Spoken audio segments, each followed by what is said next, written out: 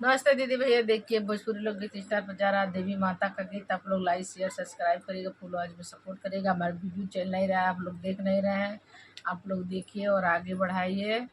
क्यों नहीं चल रहा है कमेंट में बताइएगा। क्या आप लोगों के हो गया है कोई नजर वजर लग गया है क्या?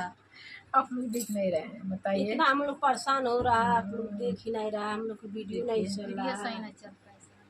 देवी माता का गीत है, इसमें आ गया नवरातन। आप लोग देखिएगा और सपोर्ट करिएगा।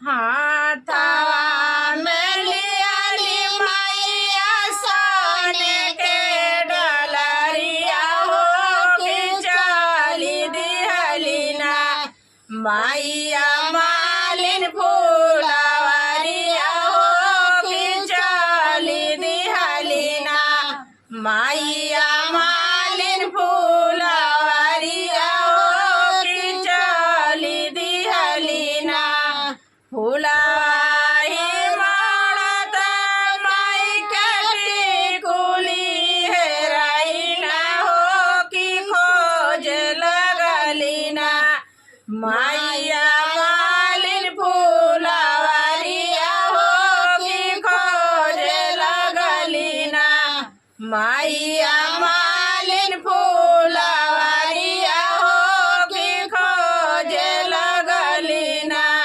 दावाल धूपल मैया गईली मालिनी दुआरा हो कि खोज देबुना मालिनी हमारी टिकुलिया हो कि खोज देबुना मालिनी हमारी टिकुलिया हो कि खोज देबुना मालिनी हमारी टिकुलिया हो कि खोज देबुना दे दे तुम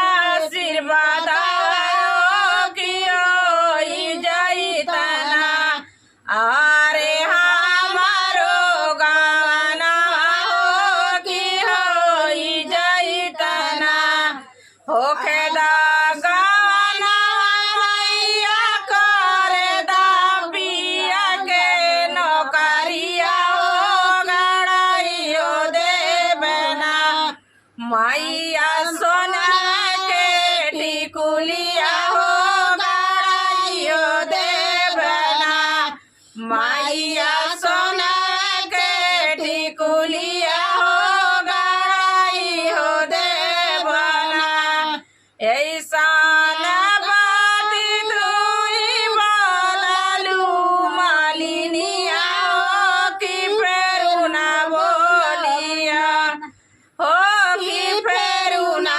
बोलिया होई भूसा तो जन्म के कोढ़िनिया हो कि फेरू ना बोलिया होई भूसा तो जन्म के कोढ़िनिया हो कि फेरू ना बोलिया अब की गलतिया मैया माफ कई दिया हो कि फेरू ना गइया मैया हमसे गलतिया हो कि फेरू ना होइया मैया हमसे गलतिया हो कि फेरू ना होइया चलबू तुम मैया हमारे फूलवरिया हो कि खोज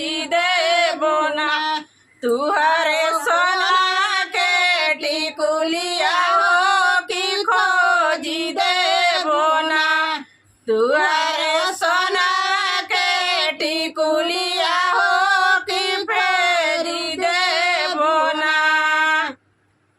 कमेंट में बताइएगा देवी माता गीत कैसा लगा।